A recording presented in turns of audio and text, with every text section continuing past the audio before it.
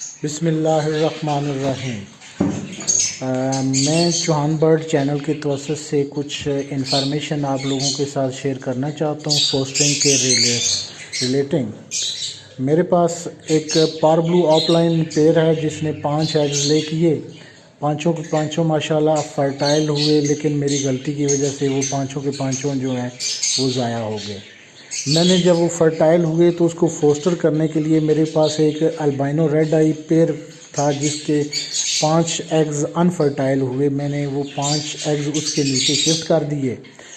تو جب ہیچ ہوئے، پہلا چک ہیچ ہوا، 2 دن سروائیو کیا، حالانکہ میں نے ہینڈ فیڈ بھی کروائی لیکن وہ چک ایکسپائر ہو گیا۔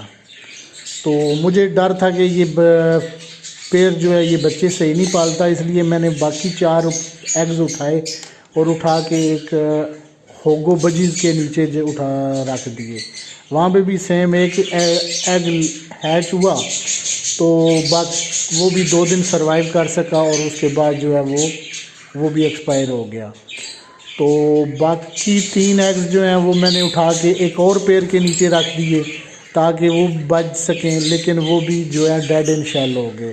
کیا میرے بار بار شفٹ کرنے کی وجہ سے یہ ایسا ہوا یا کوئی اور وجوہات ہیں؟ تو سینئر حضرات اگر اس کو سنیں تو مجھے گائیڈ لائن بھی دے دیجیے گا، اور اس کے علاوہ اگر کچھ اور انفارمیشن آپ مجھے ایڈ کرنا چاہتے ہیں تو نئے فینسیئر سے میری ریکویسٹ ہے کہ وہ فوسٹنگ کرنے سے پہلے یا تو کسی ایکسپرٹس کی ویڈیوز دیکھ لیا کریں یا کسی سے گائیڈ لائن لے لیا کریں تاکہ آپ کو ایک نقصان سے بچا جا سکے اور آپ مزید بہتری کی طرف آپ جا سکیں۔ بہت شکریہ جی، اللہ حافظ، تھینک یو، السلام علیکم۔